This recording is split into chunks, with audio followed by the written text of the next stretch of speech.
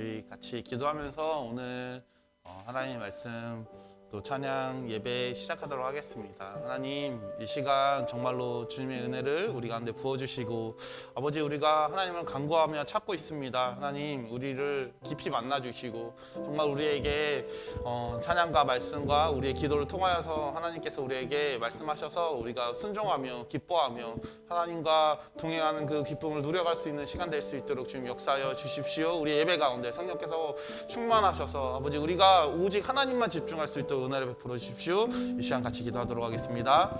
살아계신 하나님 아버지, 참 감사합니다. 오늘도 변함없이 하나님을 예배하는 이 귀한 자리에 우리를 세우시고 인도하여 주셔서 감사합니다. 아버지, 이 시간 우리가 특별히 하나님을 찾고자 아버지 이 주일이라는 귀한 시간에 모였습니다. 아버지, 이 시간 우리의 마음이 아버지 다른 것으로 향하지 않게 하시고 오직 하나님께로만 향할 수 있도록 성령의 충만함을 이 시간 우리 예배 가운데 허락하여 주십시오. 아버지, 우리가 오직 하나님만 집중하며 오직 하나님께서 말씀하시는 것에 집중하며 또 하나님께서 우리에게 깨닫게 하시는 바 아버지, 그 깨달음을 통하여서 오직 하나님께 영광을 올릴 수 있는 우리의 매일의 삶을 살아낼 수 있도록 주님 역사하여 주시옵소서. 아버지, 우리가 아버지 다른 것을 바라보고 다른 것을 구하고 다른 것을 찾는 것이 아니라 오직 하나님께서 약속하신 그 하늘의 상급을 바라고 하늘의 아버지 하나님의 아름다운 상급들을 쌓아가는 하나님의 백성들이 될 수 있도록 주님 역사하여 주시고 인도하여 주시옵소서. 아버지, 이 땅의 기준으로 살아가는 삶이 아니라 아버지 하늘의 기준으로 살아갈 수 있는 우리가 되게 하셔서 오직 하나님께서 말씀하시는 그 귀한 말씀 앞에 아버지 우리의 삶을 기꺼이 드리며 아버지 그 말씀 앞에 우리의 삶을 세우며 또 아버지 그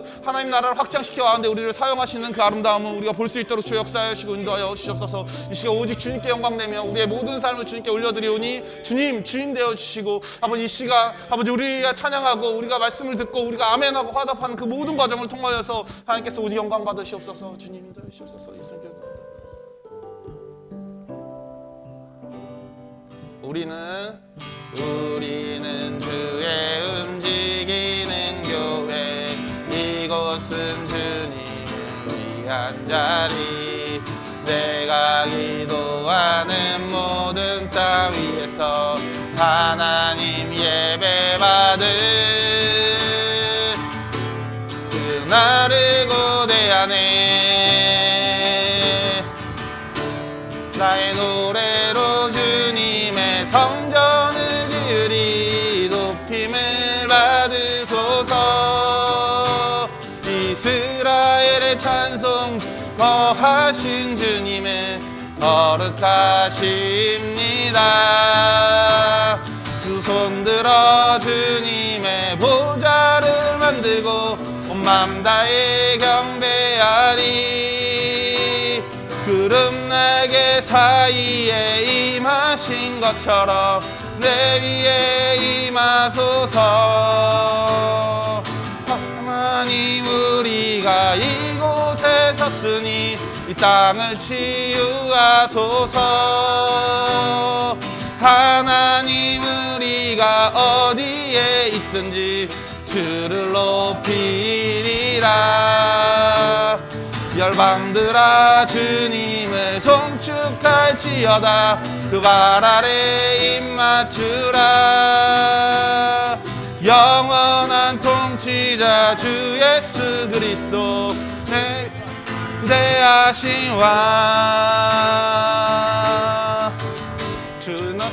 우리는 주의 움직이는 교회, 이곳은 주님 위한 자리.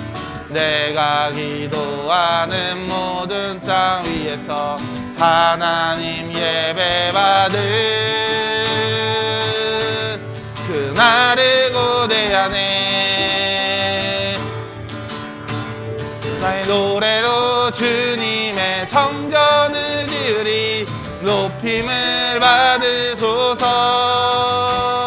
이스라엘의 찬송 중 거하신 주님은 거룩하십니다. 두 손 들어 주님의 보좌를 만들고 온 맘 다해 경배하리. 구름 날개 사이에 임하신 것처럼 내 위에 임하소서. 하나님, 우리가 이곳에 섰으니 이 땅을 치유하소서. 하나님 우리가 어디에 있든지 주를 높이리라. 열방들아 주님을 송축할지어다. 그 발 아래 입맞추라. 영원한 통치자 주 예수 그리스도. 그는 위대하신 와. 그는 위대하신 와. 그는 위대하신 와.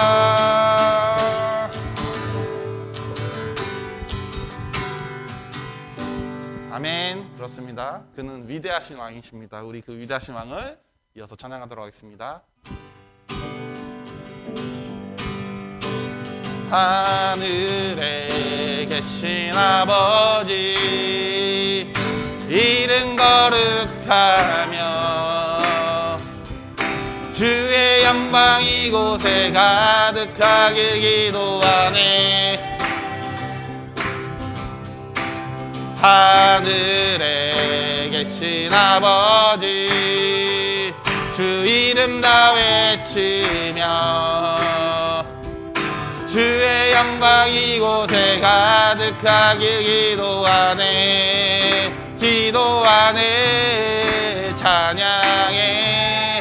새 노래로 찬양해.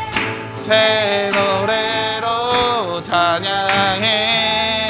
새 노래로 주님께.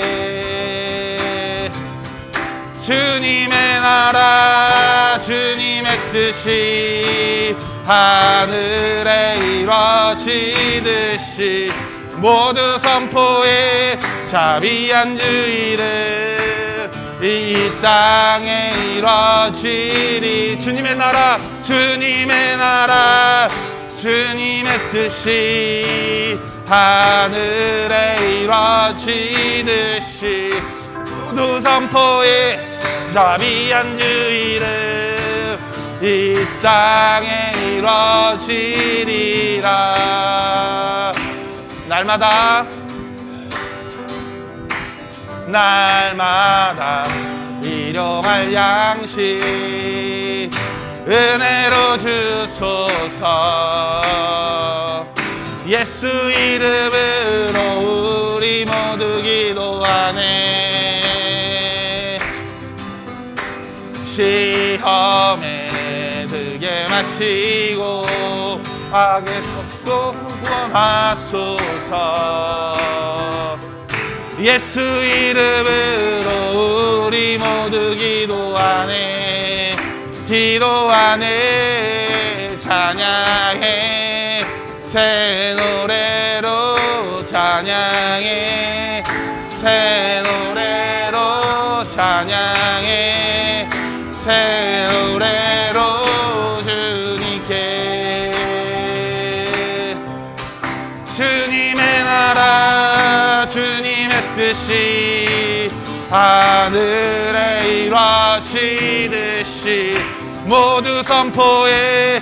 자비한 주의를 이 땅에 이루어지리. 주님의 나라 주님의 나라 주님의 뜻이 하늘에 이루어지듯이 모두 선포해.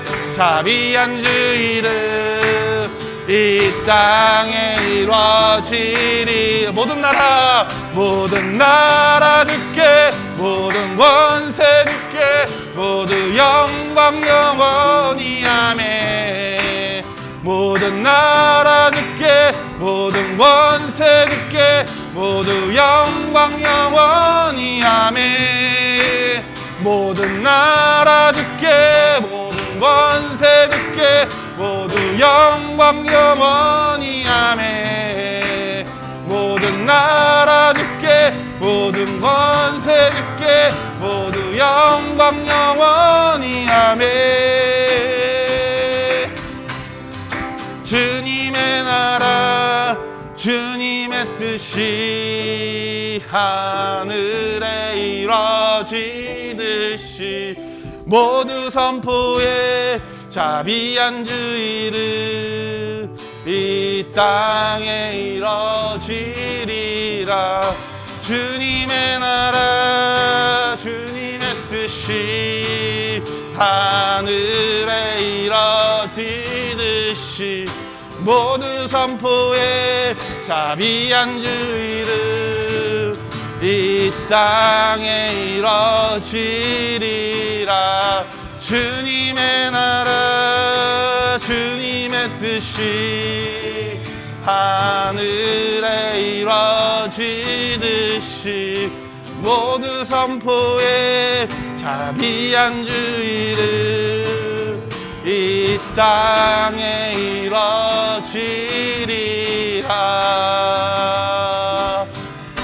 아멘. 우리 하나님께 영광의 박수 올려드리겠습니다.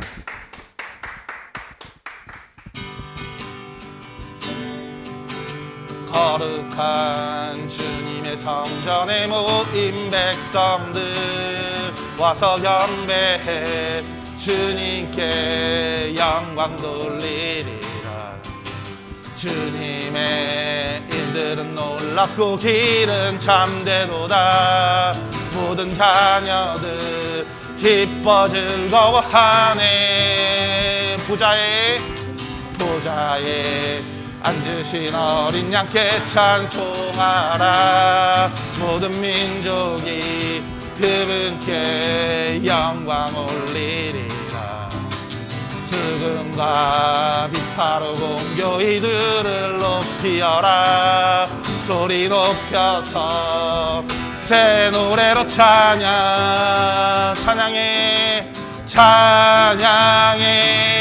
한 목소리로 새 노래로 찬양하라. 모인 주의 백성들아 천사들아 화답하라. 온 세상 듣도록 주 찬양하라. 구원자 되신 주를 모든 눈이 다 보게 되리. 열방이 다 찬양하며 전능하신 주께 엎드려 영광 돌리네. 우리 처음부터 한 번 더 고백하겠습니다. 거룩한 주님의 성전에 모인 백성들 와서 경배해 주님께 영광 돌리리라. 주님의 일들은 놀랍고 길은 참되도다. 소리 높이 기뻐 즐거워하네. 보좌에 앉으신 어린 양께 찬송하라. 모든 민족이 그분께 영광 올리리라. 수금과 비파로 공교히 주를 높이어라. 소리 높여서 새 노래로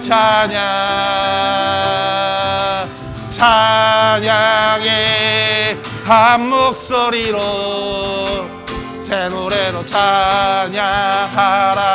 모인 주의 백성들아 천사들아 화답하라. 온 세상 듣도록 주 찬양하라. 구원자 되신 주를 모든 눈이 다 보게 되리. 열방이 다 찬양하며 전능하신 주께 엎드려 영광 돌리세. 새 노래로 찬양하라. 모인 주의 백성들아 천사들아 화답하라. 온 세상 듣도록 주 찬양하라. 구원자 되신 주를 모든 눈이 다 보게 되리.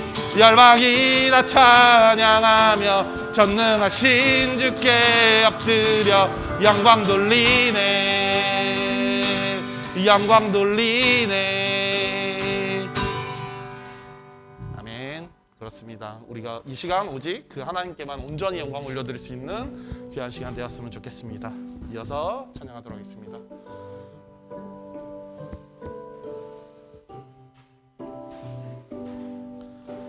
지존하신 주님 이름 앞에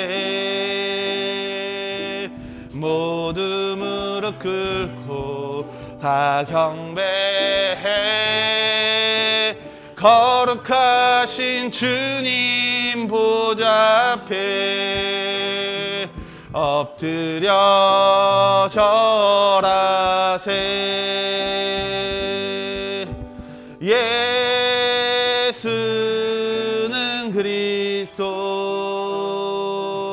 예수는 주, 하나님의 영으로 경배드리리.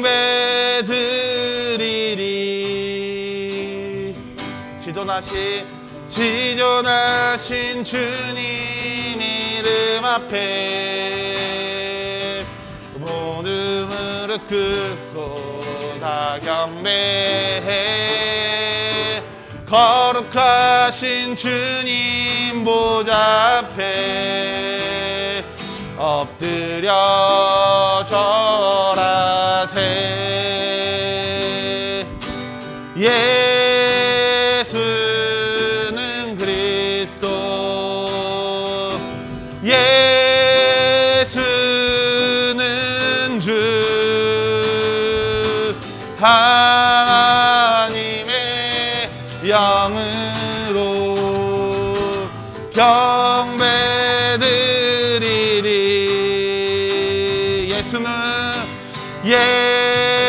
예수는 그리스도, 예수는 주, 오 하나님의 영으로 경배드리리.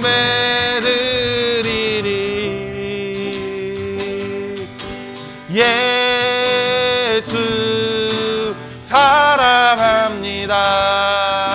사랑합니다. 온 마음 다하여 오직 주님 한 분만 간절히 더 원합니다.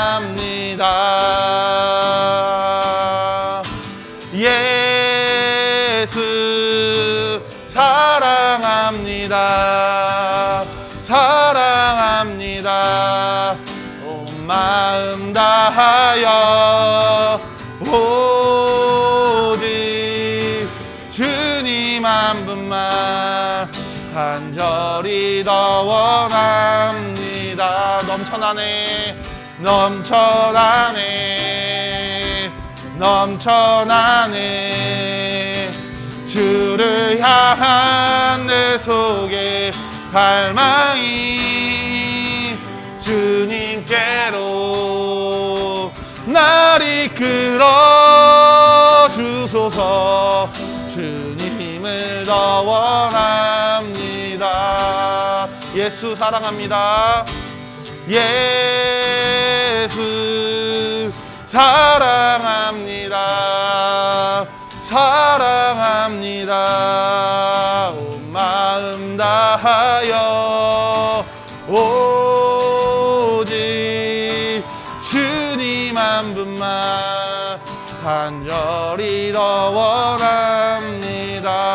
우리 한 번 더 고백하겠습니다. 예수 사랑합니다. 예수 사랑합니다. 사랑합니다. 온 마음 다하여 오직 주님 한 분만 간절히 더 원합니다. 넘쳐나네, 넘쳐나네, 넘쳐나네. 주를 향한 내 속에 갈망이 주님께로 날 이끌어 주소서. 주님을 더 원합니다. 넘쳐나네, 넘쳐나네, 넘쳐나네. 주를 향한 내 속에 갈망이 주님께로 날 날 이끌어 주소서. 주님을 더 원합니다. 넘쳐나네 넘쳐나네 넘쳐나네. 주를 향한 내 속에 갈망이 주님께로 날 이끌어 주소서. 주님을 더 원합니다.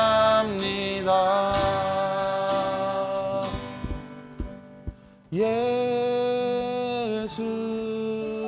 사랑합니다. 사랑합니다.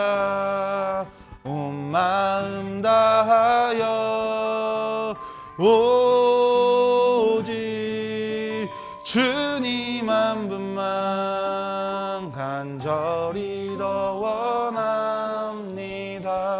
우리 마지막으로 한 번 더 고백하겠습니다. 예수 사랑합니다. 예수 사랑합니다. 사랑합니다. 온 마음 다하여 오직 주님 한 분만 간절히 더 원합니다. 그렇습니다. 오직 이 시간 주님만 우리가 원하고 있습니다. 주님, 그 간절히 간구하는 그 하나님께 또 우리가 말씀을 받기를 원합니다. 사랑하는 우리 목사님을 통해서 전해지는 그 말씀이 정말로 우리가 그 간구하고 간절히 바라는 그 한 말씀이 될 수 있도록, 그래서 그 한 말씀이 우리의 삶의 힘과 능력이 되며 오직 우리의 그 말씀이 우리의 삶의 표대가 되어질 수 있도록 주님 역사해 주십시오. 사랑하는 목사님에게 은혜와 능력을 주셔서 이 시간 말씀을 선포할 때 온전히 우리에게 전달되어지는 그 메시지가 하나님께서 사용하여 주시옵시고, 또한 우리 또한 아버지 하나님께서 뿌려지는 그 말씀들이 아버지 우리가 정말 온전히 받아서 정말로 하나님께서 아름답게 열매 맺을 그 시간을 기대하고 바라보며 꿈꾸며 그 말씀에 기반한 삶을 살 수 있도록 주님 역사해 주십시오. 우리 기도하겠습니다. 살아계신 하나님이 정말로 감사합니다. 아버지, 우리가 이 시간 믿음으로 예수 그리스도를 사랑한다 고백할 수 있는 은혜를 주셔서 감사합니다. 아버지, 이것이 당연한 것이 아니라 정말로 아버지 우리가 믿음으로 선포한 하나님의 정말로 은혜임을 고백합니다. 아버지, 정말로 오직 이 시간 주님만을 간구하고 있사오니 주님께서 우리에게 말씀하여 주시고, 아버지 이 시간 오직 우리가 주님만 붙들고 나아갈 수 있도록 도와주십시오. 자꾸 우리의 마음이 갈라지고 흐트러지려 할 때 오직 하나님만 바라볼 수 있는 그 은혜가 있게 하여 주셔서 아버지 이 시간 철저히 그 말씀 앞에 서서 한 주의 삶을 정말 그 말씀에 기반한 삶으로, 그래서 우리가 다음 것에 흔들리지 않는 수많은 풍파와 아버지 수많은 풍랑에도 흔들리지 않고 여전히 하나님만 바라볼 수 있는 그 은혜가 있을 수 있도록 주님 역사해 주시옵시고, 이 시간 정말 그 하나님의 말씀을 정말로 생명으로 받아서 아버지 정말 우리가 그 아름다운 생명을 아버지 또 다른 생명으로 만들어낼 수 있는 하나님의 은혜가 있을 수 있도록 주님 역사해 주시길 인도하여 주시옵소서.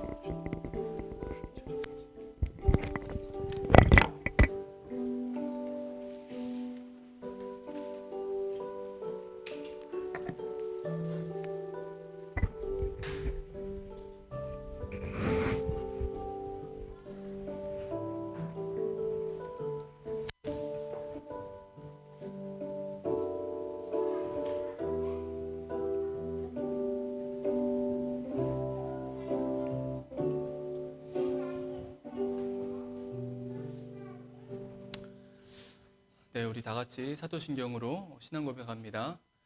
나는 전능하신 아버지 하나님, 천지의 창조주를 믿습니다. 나는 그의 유일하신 아들, 우리 주 예수 그리스도를 믿습니다.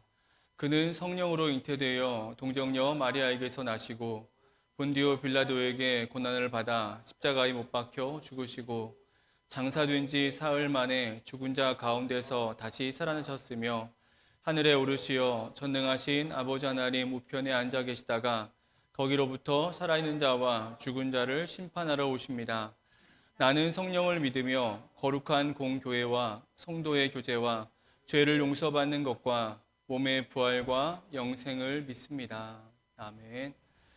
이 시간 찬송은 시편 30편 1절부터 5절 찬송합니다.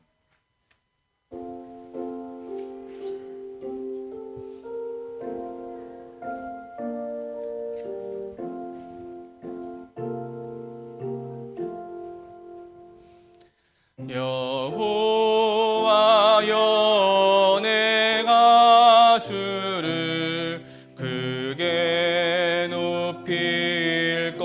것은 주가 나를 건지시사 원수가 나를 인해 기뻐하지 못하도록 하셨음이로다.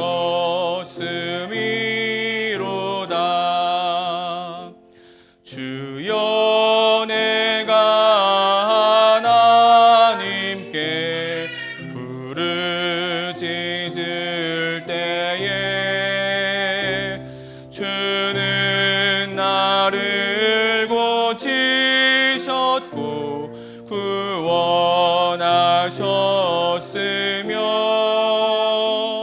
내 영혼을 음부에서 건지셨나이다. 성도들아 여호와를 크게 찬송하라.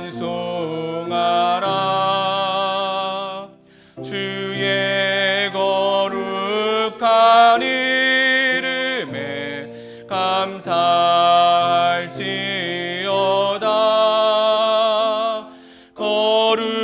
거룩하신 그 이름에 감사할지어다. 노여움은 잠깐이나 그 은총 영원해. 저녁엔 슬픔의 눈물 깃들일지라도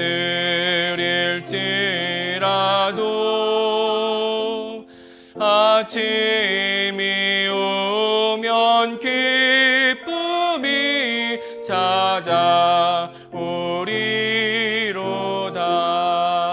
찾아오리로다. 이 시간 예배를 위해서 송주미 집사님 기도해 주시겠습니다.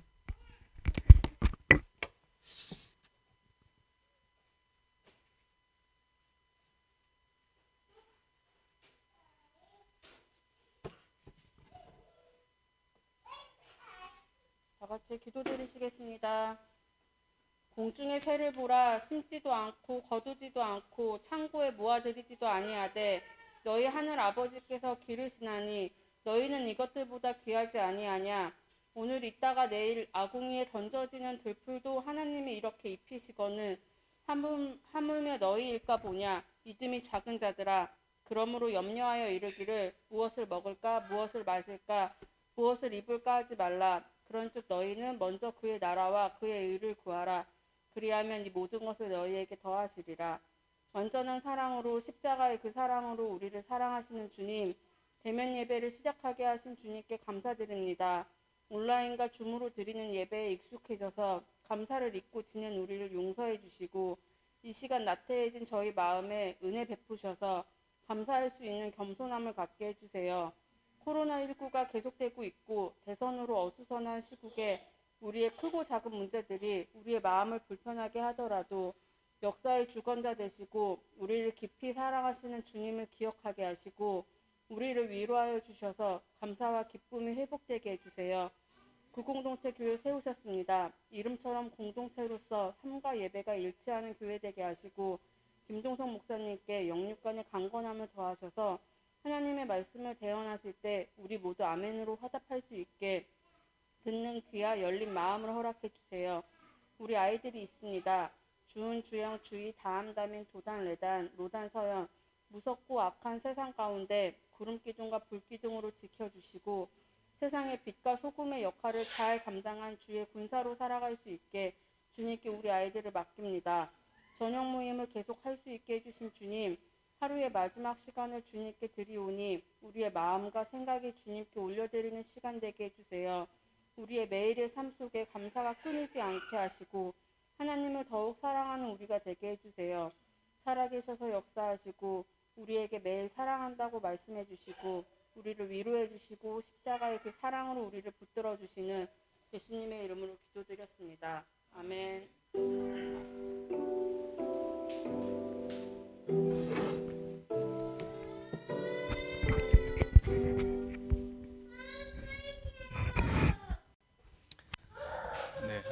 같이 보겠습니다. 하나님 말씀 사무엘하 15장입니다.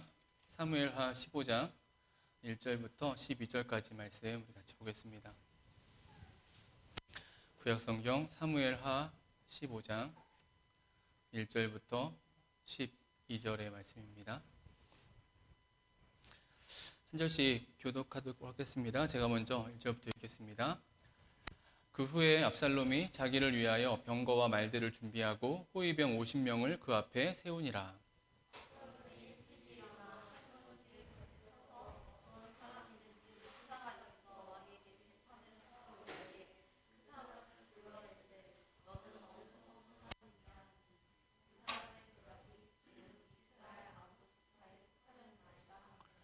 압살롬이 그에게 이르기를 보라 내 일이 옳고 바르다마는 내 송사를 들을 사람을 왕께서 세우지 아니하셨다 하고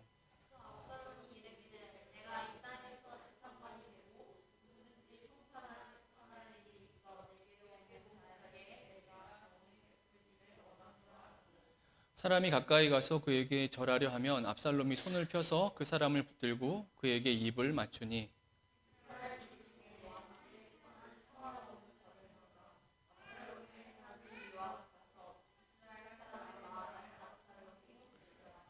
사 년 만에 압살롬이 왕께 아뢰되 내가 여호와께 서원한 것이 있사오니 청하건대 내가 헤브론에 가서 그 서원을 이루게 하소서.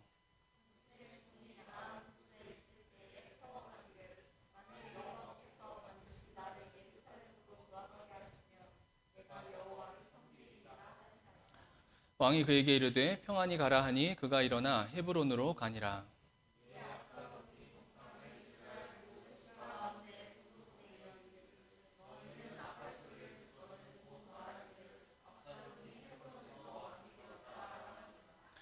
그때 청함을 받은 200명이 압살롬과 함께 예루살렘에서부터 헤브론으로 내려갔으니 그들은 압살롬이 꾸민 그 모든 일을 알지 못하고 그저 따라가기만 한 사람들이라.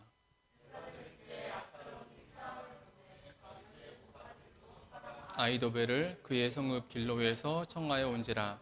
반역하는 일이 커가매 압살롬에게로 돌아오는 백성이 많아지니라. 아멘. 네, 우리 좌우 계신 분들과 인사하겠습니다. 우리 사랑합니다, 축복합니다, 인사합니다. 사랑합니다, 축복합니다. 네, 또 오늘 서연이가 아파서 또 가정에서 유튜브로 예배드리는 우리 서연이 가정 주님의 이름으로 사랑하고 축복합니다. 네, 오늘도 말씀하신 하나님의 은혜가 저 여러분 가운데 임하길 원합니다. 오늘은 다시 이제 사무엘 하의 이제 말씀입니다. 지지난주에 추수감사절을 보내면서 우리가 감사의 어떤 그 말씀의 은혜들을 나누었고요. 지난주에는 사무엘 하가 보여주고 있는 요즘 우리가 듣고 있는 이 다윗의 모습이 창세기에 야곱이 처한 모습과 같다라는 그런 말씀의 의미를 나누면서 우리가 지난주에 은혜를 나누었습니다. 사실 남아있는 사무엘 하의 말씀에서 찾을 수 있는 은혜는 저는 개인적으로 지난주의 말씀이면 다 된다라고 생각을 해요. 지난주의 말씀의 제목이 다시 하나님께였잖아요. 다시 하나님께로 서면 다 해결이 되는 거예요. 하나님 나라, 하나님의 백성의 삶, 하나님의 비전, 뭐 이런 모든 것들은 그의 백성들이 하나님 앞에 다시 서면 된다라는 것이죠. 야곱에게 하나님께서 일어나 베델로 가라라고 말씀하셨고 야곱이 그 말씀에 순종했듯이 하나님 나라, 그 나라의 백성, 뭐 다윗도 마찬가지고 하나님께서 하나님 나라를 향해서 보시는 모습은 다른 모습이 아니라 바로 그렇게 다시 하나님께로 나아오는 모습, 다시 순종하는 모습, 그것이면 된다라는 것이죠. 오늘 이 시대, 마지막 시대에 어쩌면 우리를 향한, 이 땅의 한국 교회를 향한 하나님의 뜻하심도 동일하다라고 우리가 생각을 할 수 있습니다. 다시 하나님 앞에 서는 것이죠. 하나님 앞에 다시 서서 하나님을 예배하고 하나님 바라보고 정말 하나님이 원하시고 기뻐하시는 것이 무엇인지를 찾고 살아가는 것. 그것이면 이 마지막 때에도 하나님 나라는 우리의 심령 안에, 우리의 가정 안에, 우리의 공동체 안에 충만하게 임하게 되어진다라는 것이죠. 우리에게 주어진 이 땅의 삶들을 살아가면서 우리가 정말 매 순간 하나님 앞에 다시 서는 그런 은혜가 있어지게 되길 주님의 이름으로 축원합니다. 하지만 그래도 하나님 나라가 다윗에게서 끝나지 않잖아요.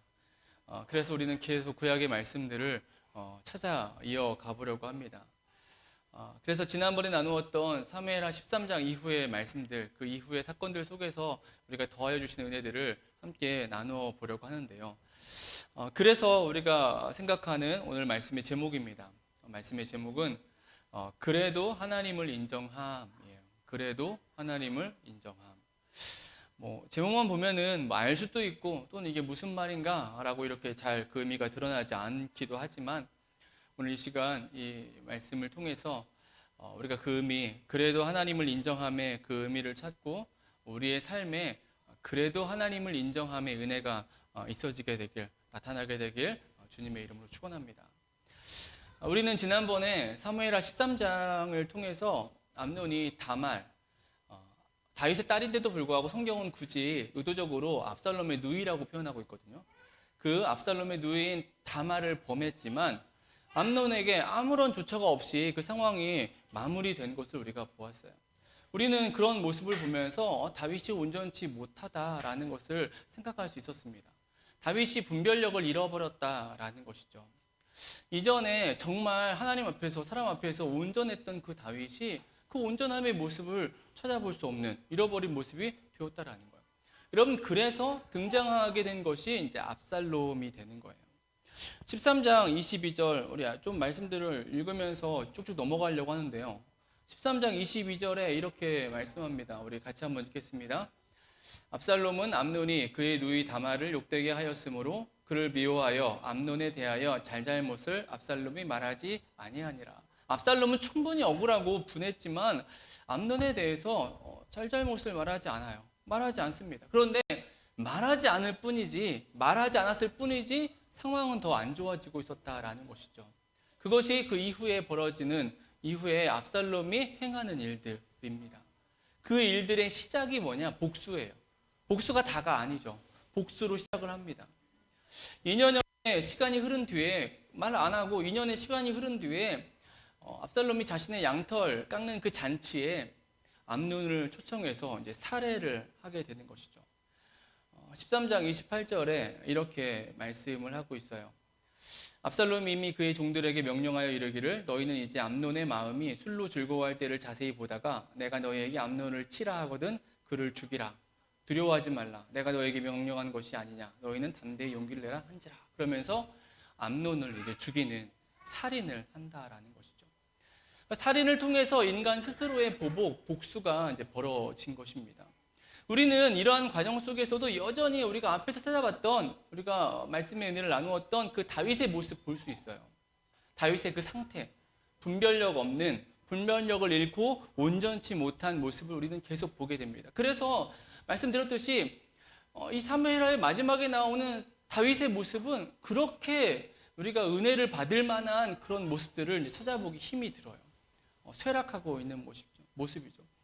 이 압살롬의 이 보복에도 다윗이 쓰여집니다. 압살롬의 계략에 쓰여져요. 사무엘하 13장 26절, 27절 말씀 우리 같이 한번 읽습니다. 압살롬이 이르되 그렇게 하지 아니하시려거든 청하건대 내 형 암논이 우리와 함께 가게 하옵소서. 왕이 그에게 이르되 그가 너와 함께 갈 것이 무엇이냐 하되 압살롬이 간청하매 왕이 암논과 왕의 모든 아들을 그와 함께 그에게 보내니라. 이전에 암논이 다말을 범하기 위해서 그래서 그가 했던 계략이 무엇이었습니까? 다말이 병문안으로 올 수 있도록 그래서 떡을 만들어주고 나에게 먹여주게 해달라고 다윗에게 요청을 했는데 누가 봐도 이상해 보이는 그런 요청임에도 다윗이 그냥 그래 그렇게 하라라고 명령했고 그래서 벌어진 일이 일이었어요. 그런데 이번에도 압살롬이 다윗에게 부탁을 합니다. 암논을 우리의 자신의 잔치에 오게 해달라고 말해달라고 얘기를 하는 것이죠. 그리고 나서 그 명을 받고 온 암논을 압살롬이 죽였다라는 것이죠. 여러분 이 모습을 보면은 이 다윗의 모습을 보면은 정말 안타까운 모습이 아닐 수 없어요.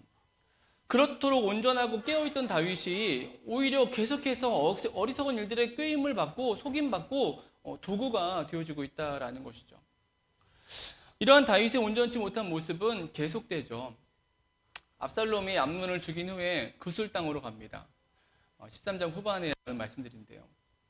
근데 그렇게 도망간 압살롬에 대해서 다윗이 연민했다라는 것을 성경은 보여주고 있어요. 13장 38절, 39절의 말씀도 우리 같이 읽습니다. 압살롬이 도망하여 그술에 가서 거기에 산지 3년이라. 다윗 왕의 마음이 압살롬을 향하여 간절하니 암논은 이미 죽었으므로 왕의 위로를 받았음이더라. 문맥이 참 애매한데, 이 말씀 자체가 애매하긴 한데, 살인을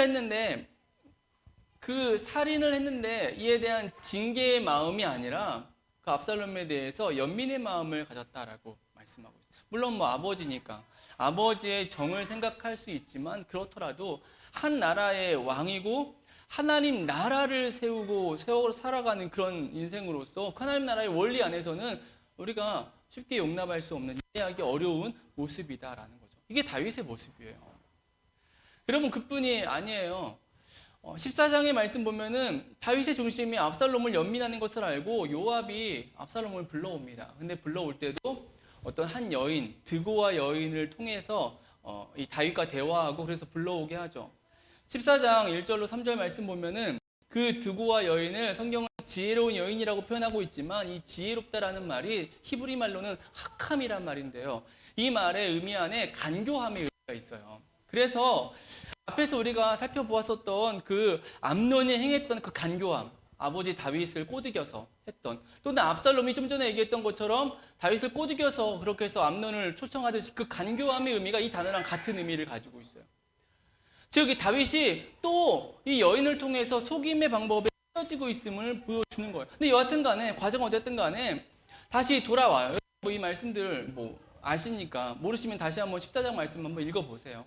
읽어보시면 이해할 수 있는데, 어쨌든 돌아옵니다. 근데 돌아오도록 허락했으면, 그러면 그를 불러서 다윗이 압살롬을 좀 책망하고 잘못한 것을 조금 지적하고 그러면서 관계를 회복해야 할 것 같은데, 다윗은 정작 돌아온 압살롬을 만나주지 않는다라는 거예요. 그 말씀이 14장 23절, 24절이에요. 같이 한번 읽습니다. 요압이 일어나 구슬로 가서 압살롬을 데리고 예루살렘으로 오니 왕이 이르되 그를 그의 집으로 물러가게 하여 내 얼굴을 볼 수 없게 하라 하매 압살롬이 자기 집으로 돌아가고 왕의 얼굴을 보지 못하니라. 여러분, 이게 우리가 요즘 들어야 되는, 듣고 있는 다윗의 모습입니다. 우유부단함이라는 그런 의미를 넘어서서 무언가 잃어버린, 놓쳐버린, 중심을 잃어버린, 온전함을 잃어버린 모습이라고밖에 보여주지 않는 모습을 다윗이 계속해서 행하고 있다라는 거예요. 다윗은 온전치 못했고 계속 무너지는 과정 속에 있다라는 것이 우리가 보게 되는 다윗의 모습, 성경이 증명하고 있는 다윗의 모습이라는 거예요. 그리고 그런 중에 결국 대사건이 벌어집니다. 그것이 오늘 본문의 말씀으로 시작되고 있는 반역이에요. 압살롬의 반역입니다. 성문 앞에서는 원래 재판이 진행되어져요. 유대인들의 그 문화 속에서는. 그런데 그곳에 나가서 압살롬이 사람들의 송사를 가지고 오는 그 사람들을 향해서 왕이 너희의 말을 들을 사람을 세우지 않았다, 관심이 없다라고 말하고, 대신에 자기가 그 얘기를 듣고 대응해 주면서 사람의 마음을 훔칩니다. 그리고 때가 되어서 이제 반역을 일으키는 거예요. 참으로 안타깝고 뼈아픈 일이 발생한 거죠. 다른 외부인이 일으켜도 반역이라는 것은 굉장히 무서운 일이고 큰일인데 다른 사람이 아니라 아들이 반역을 일으킨, 가장 내부에서부터 이런 반역의 사건이 벌어진 모습이라는 거예요. 그런데 우리는 이렇게 일어난 이 반역의 사건 속에서 우리가 오늘 하나님 나라의 모습의 은혜를 한 가지 우리가 살펴볼 수 있다라는 것이죠. 이 역시 이제 다윗의 모습을 통해서 우리가 보게 되는 내용인데요. 물론 몇 번이나 제가 언급하고 있듯이 다윗은 온전치 못하고 점점 무너지고 있어요.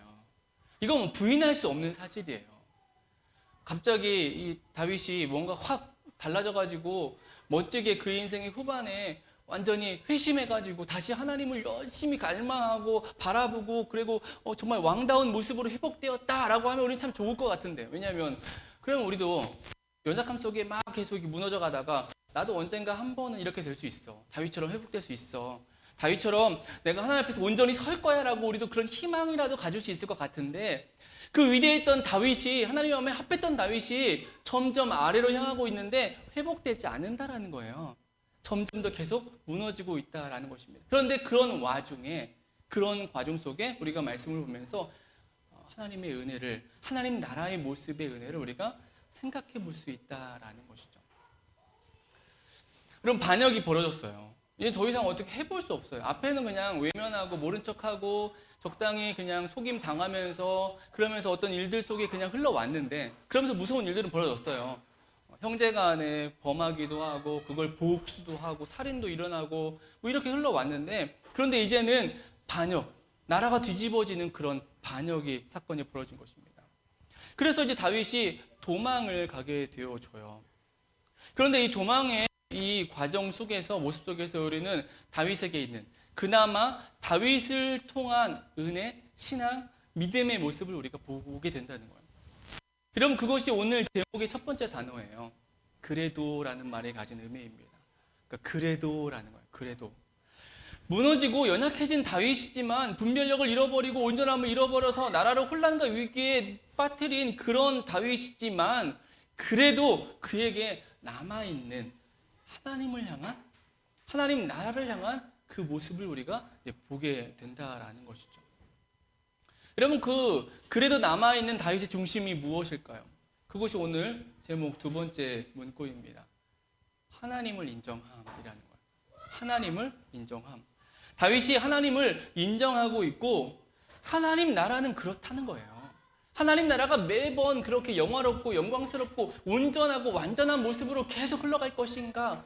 우리는 소망하고 기대하지만 이 땅에 하나님 나라는 절대 그렇지 않다는 거예요. 영원한 하나님 나라는 그럴 수 있지만 그렇게 되어지지만 완전한 하나님 나라이지만 우리가 이미 시작하고 오늘을 살아가고 이거 하나님 나라잖아요.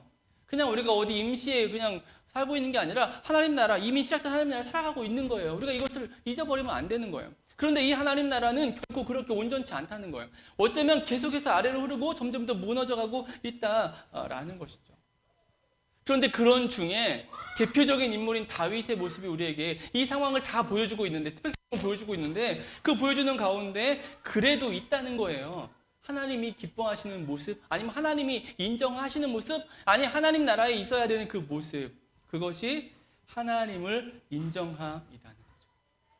하나님 나라는 그래도 하나님을 인정함의 모습이 있다. 있어야 한다라는 사실입니다. 우리는 그것을 먼저 다윗이 압살롬의 반역의 소식을 듣고 행하게 되는 그 도망의 모습을 찾을 수 있다라고 제가 말씀드렸어요. 도망합니다. 우리 14절 말씀 같이 한번 읽죠. 우리 같이 읽습니다. 다윗이 예루살렘에 함께 있는 그 모든 신하들에게 이르되 일어나 도망하자. 그렇지 아니하면 우리 중 한 사람도 압살롬에게서 피하지 못하리라. 빨리 가자. 두렵건대 그가 우리를 급히 따라와 우리를 해하고 칼날로 성읍을 칠까 하노라. 압살롬의 반역 그리고 그 반역에 동참한 사람들이 많다라는 소식을 듣고 다윗이 도망하자라고 얘기를 하고 있어요. 여러분 그런데 우리가 한 번쯤 질문할 수 있어요. 고민해 볼 수 있습니다. 비록 압살롬이 반역을 일으켰고 많은 사람들이 그곳에 있다라고 하긴 하는데 근데 그래도 왕이었던 다윗이 예루살렘 성에 있는 다윗이 이렇게 급하게 도망가자라고 말하는 것이 과연 최선의 방책이었을까라고 한번 생각해 볼 수 있다라는 것이죠. 말씀을 쭉 들어왔듯이 이 예루살렘 성은 외부에서 공략하기 힘든 성이었어요. 오죽했으면 다윗이 온 이스라엘의 왕이 된 다음에 이 기브온이 다스리던 그 당시에 찾아오고 있던 예루살렘 성을 정복하려 했을 때에 그 성을 차지하고 있던 기브온 거민이 이렇게 그들이 얘기를 했거든요. 우리 중에 맹인이나 다리 저는 사람도 공격해오는 다윗의 대군을 우리는 충분히 막아낼 수 있다라고 이렇게 장담할 정도로 견고한 성이 예루살렘 성이었다라는 거예요. 그러니까 그렇게 견고하고 공략하기 힘든 성이라는 거죠. 그러면 어쩌면 이 다윗이 남아있는 또는 자신을 따르는 예루살렘 성 안의 백성들과 군사들과 함께 그 성을 방패 삼아서 이 반역의 무리와 싸우는 것도 그렇게 잘못된 방법은 아닐 수 있다라는 것이죠. 그런데 다윗은 첫 일성이 그 소식을 들은 일성이 도망가자였어요. 도망가자. 왜 그 첫 번째 소리가 도망이었을까요? 쉽게 생각하면은 감당할 수 없다라고 생각했었겠죠. 그러니까 압살롬의 그 세력이 너무 컸기 때문에 예루살렘 성으로는 우리가 막을 수 없어. 이런 것이 하나 있을 수 있을 것이고요. 그리고 또 하나는 만약에 예루살렘 성에서 전투가 벌어지면 성이 다 회파될 거니까, 성이 다 무너질 거니까.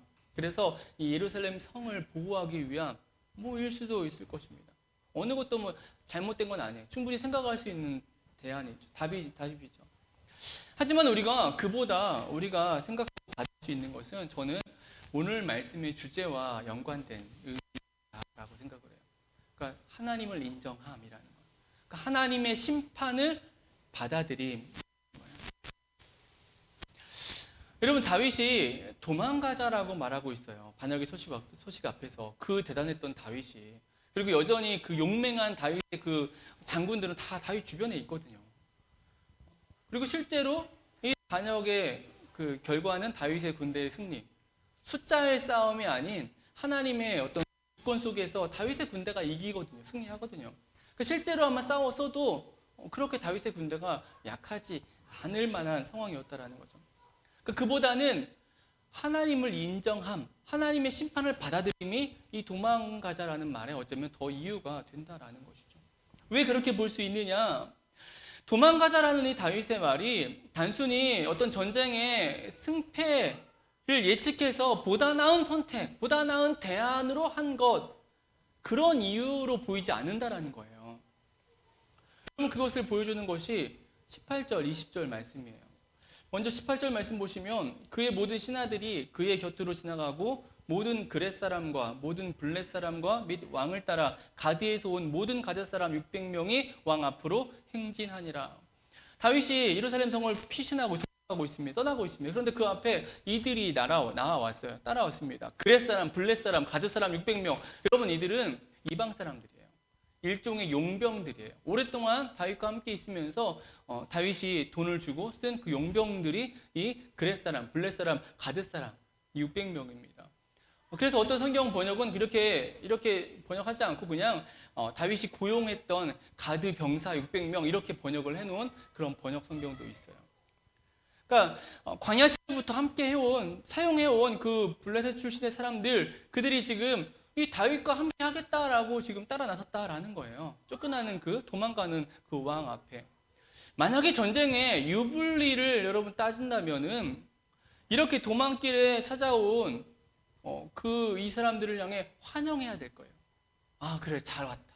그래, 잘 왔어. 내가 나중에 갚아줄게. 아니면 이런 식으로 더 좋은 보상을 해줄게. 왜냐, 한 명이라도 군사도 필요한 시점에 돈을 받고 일한 용병들이 자기를 돕겠다고 왔으니 얼마나 좋은 일이에요. 여러분, 그런데 다윗이 이렇게 말합니다. 돌아가라라고 얘기를 해요. 우리 19절, 20절 같이 읽겠습니다. 19절, 20절 같이 읽습니다. 그때에 왕이 가드 사람 이때에게 이르되 어찌하여 너도 우리와 함께 가느냐? 너는 쫓겨난 나그네인이 돌아가서 왕과 함께 내 곳에 있으라. 너는 어제 왔고 나는 정처 없이 가니 오늘 어찌 너를 우리와 함께 떠돌아다니게 하리요. 너도 돌아가고 내 동포들도 데려가라. 은혜와 진리가 너와 함께 있기를 원하노라 하니라. 여러분, 이방인 출신들인데 용병들이잖아요. 그래서 이들은 어쩌면 이 내란 속에서 더 위태로운 상황에 처할 수도 있었어요. 그런데 그를 향해서 오히려 이 다윗이 그들을 생각하면서 그냥 돌아가라. 네 왕에게 돌아가라. 이 왕의 의미는 압살롬을 얘기하고 있는 거예요. 왕에게 돌아가서 그냥 섬기고 그냥 너 하던 대로 적당히 살아라. 뭐 이런 얘기를 하고 있는 거죠. 결론적으로는 다윗이 이들의 중심을 받아서 다윗과 함께 합니다. 다윗의 군사들로 이제 싸우게 되어져요. 하지만 이런 이 다윗의 모습을 보면은 우리가 생각할 때에 이 전쟁 가운데서 이기고자 하는 그 전략적인 방법으로 우리가 여기를 좀 일단 비워두고 나가자 이렇게 보기에는 조금 다른 석연치 않은 그런 중심을 보여주고 있다는 거예요. 그보다는 그 전쟁의 유불리를 계산하기보다는 자신은 이제 도망자이고 떠돌아가는 사람이고 압살롬의 반역을 그냥 순수히 받아들이고 있는 모습, 이것이 다윗의 중심임을 우리가 보게 된다는 거죠.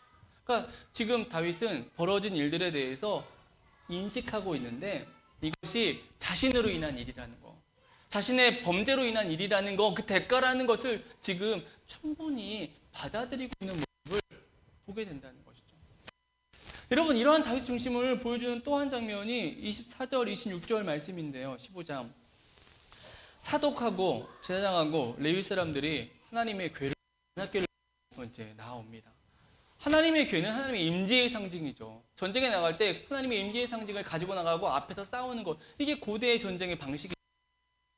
언약궤를 가지고 가려고 그들이 메고 나왔다는 거예요. 근데 다윗이 이렇게 말합니다. 우리 25절, 26절도 우리 같이 읽죠. 왕이 사독에게 이르되 보라 하나님의 궤를 성읍으로 도로 메어 가라. 만일 내가 여호와 앞에서 은혜를 입으면 도로 나를 인도하사 내게 그 궤와 그 계신 데를 보이시리라. 그러나 그와 같이 말씀하시기를 내가 너를 기뻐하지 아니한다 하시면 종이 여기 있사오니 선이 여기시는 대로 내게 행하시옵소서 하리라. 다윗이 지금 이 상황을 받아들이고 인정하고 있는 거예요. 하나님의 일하심을 인정하고 이 벌어진 상황에서 하나님의 은혜를 구하고 있는 것이죠. 자신의 범죄에 대한 하나님의 징계에 인정하고 그래도 하나님께서 나를 사용하시면 내게 은혜를 주시면 그걸 소망하는 거예요. 그러니까 이 언약궤를 의지하지 않고 그러니까 언약궤 자체의 상징을 의지하지 않고 다시 원래 곳으로 돌려보내고 있다는 거죠. 그보다 하나님께서 내게 은혜 주시기를 소망하는 하나님의 이 모든 일이 하나님의 주권 안에 이루어진 걸 인정하고 있기 때문에 여러분 다윗의 또 하나의 또 주목할 만한 모습은 기도예요. 31절에 이렇게 말씀합니다. 어떤 사람이 다윗에게 알리되 압살롬과 함께 모반한 자들 가운데 아히도벨이 있나이다 하니 다윗이 이르되 여호와여 원하옵건대 아히도벨의 모략을 어리석게 하옵소서 하니라. 다윗이 기도합니다. 여러분 재밌는 건 뭐냐면 재밌다는 건 그런데 이후에 이 주변에 이 지금 반역과 압살롬의 그 다윗의 범죄부터 시작해서 그 이제 압살롬의 그 보복과 그 과정 속에서 다윗의 기도하는 장면이 나타나지 않아요. 기도하는 장면을 찾아볼 수 없습니다. 그런데 여기서 기도하고 있어요. 갑자기 뜬금없이 여호와의 원하옵건대 아히도벨의 모략을 어리석게 하옵소서. 그동안 기도하지 않았던 다윗이 하나님께 기도하고 있다라는 거예요. 사실 이 압살롬 반역 가운데 벌어지고 있는 이 다윗의 여러 모습들은 이 해석은 보는 견지에 따라 굉장히 다양하게 해석이 가능합니다. 어떤 사람들은 이 모든 상황을 다 다윗의 지략, 정치적인 지략으로 이렇게 보기도 해요.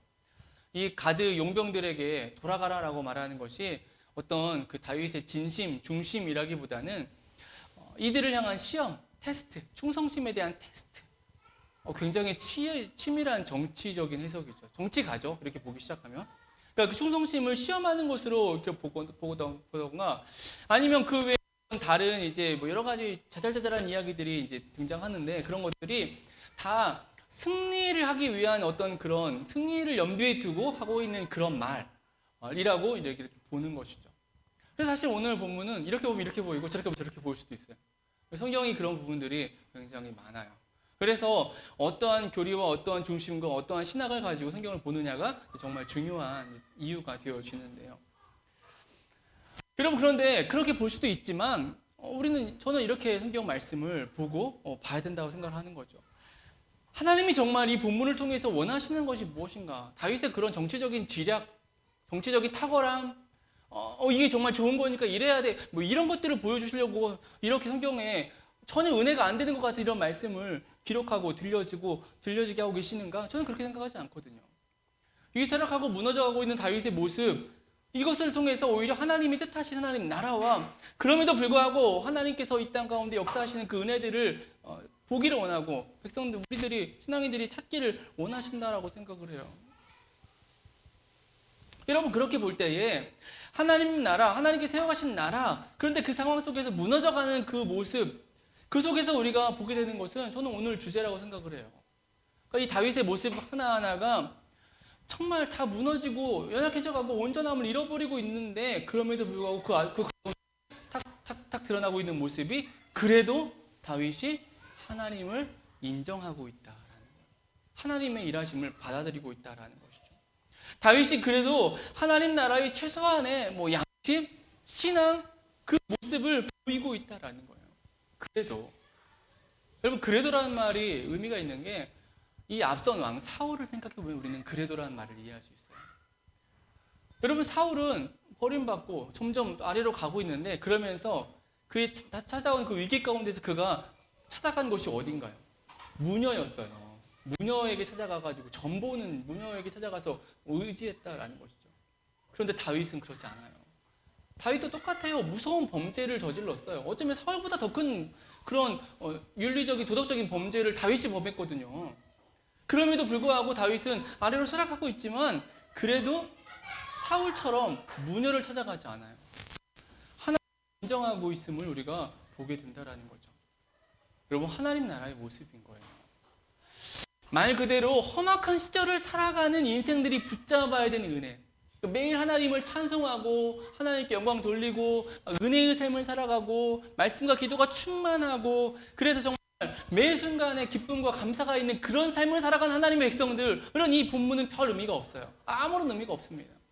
그런데 그렇지 못하고 무너지고 변질된 세상 속에서 그리고 내 중심도 점점 희미해져가는 그런 삶을 살아가는 인생들의 그 시대 속에서 정말 필요한 말씀이 이 다윗의 모습이 되어줄 수 있다는 거죠.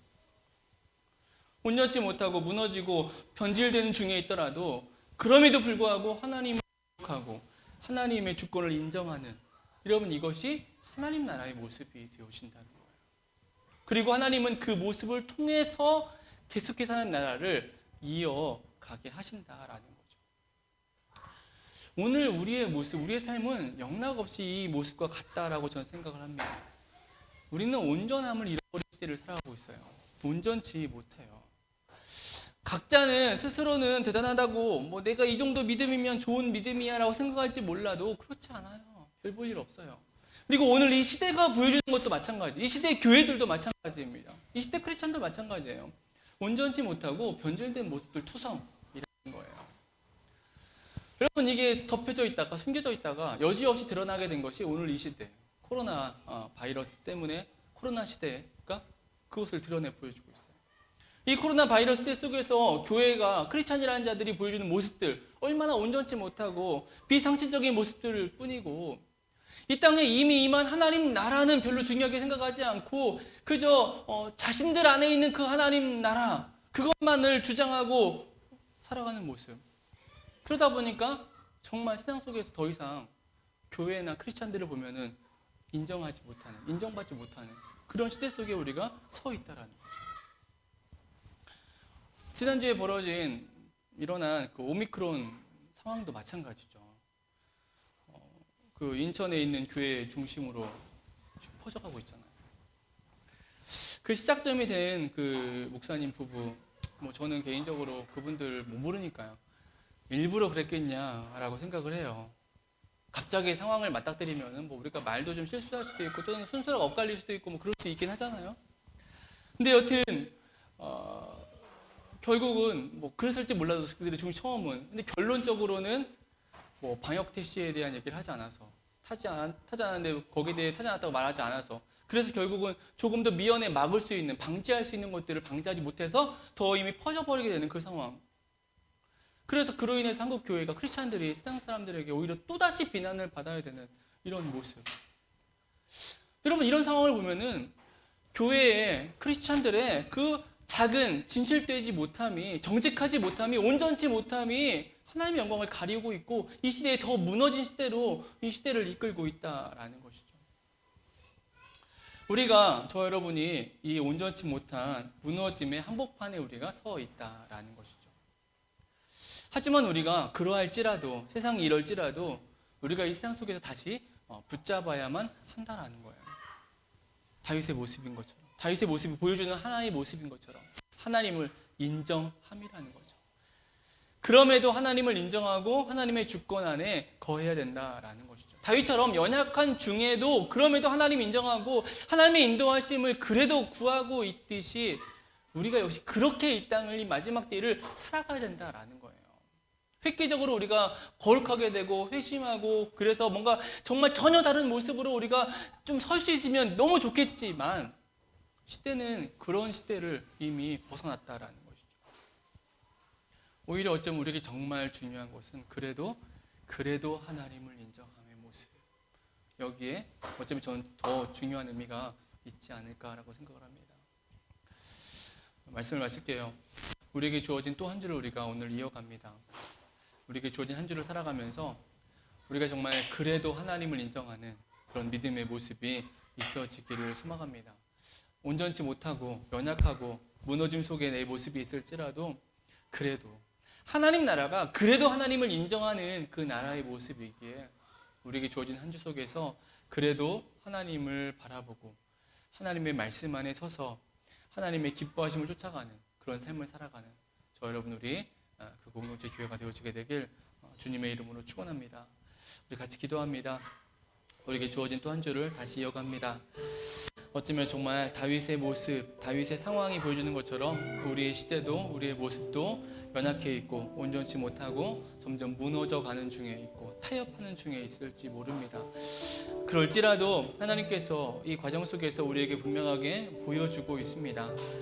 그래도 하나님을 인정하고 그래도 하나님을 바라보고 그래도 하나님의 뜻을 기다리는 자의 모습, 이것이 하나님 나라의 모습이고 하나님께서 기뻐하시는 모습이 되어진다라는 것이죠.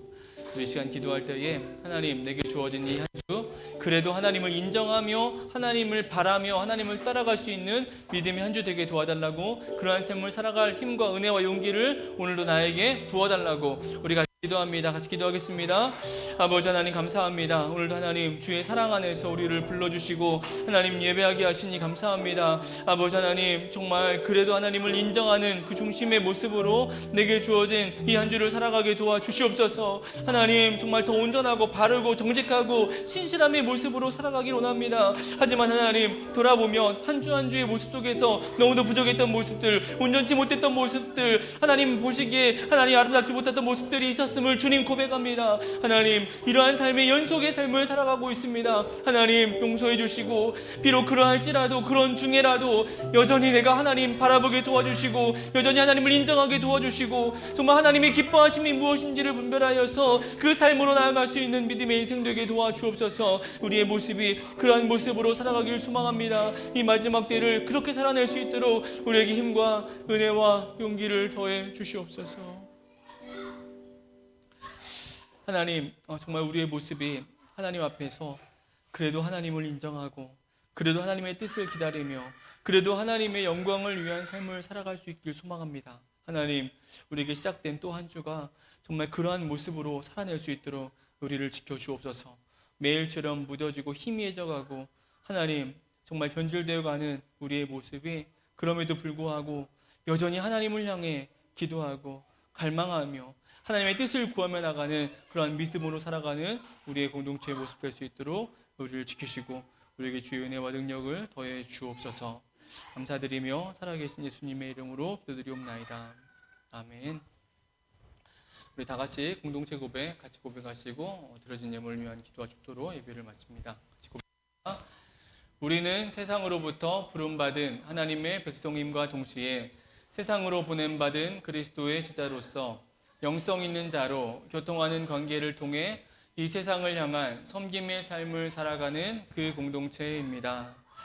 하나님 감사합니다. 오늘도 우리를 사랑하셔서 예배자로 세워주시고 또 주의 말씀을 들으며 하나님 백성됨을 회복하게 하시니 감사합니다. 오늘도 주 앞에 또 예배하며 이 한 주간에도 하나님 우리에게 주신 물질을 구별되어 올려드렸습니다. 하나님 마음을 들었사오니 주의 백성들의 마음을 받아주셔서 우리의 삶에 정말 매 순간에 채우시며 공급하시며 풍성케 하심의 역사를 누리는 은혜 얻게 하여 주옵소서. 이제는 우리 주 예수 그리스도의 은혜와 아버지 하나님의 무한하신 사랑하심과 성령님의 교통하심의 역사가 정말 이 마지막 때에 그래도 하나님을 인정하고 그래도 하나님 바라보고 그래도 하나님의 영광을 위하여서 살아가기를 몸부림치며 고백하는 주의 백성들 머리 위에 이들의 가정과 앞길 위에 하나님 세우신 기업 원 AM 위에 우리 그 공동체 교회 위에 지금부터 영원토록 함께 있을지어다. 아멘.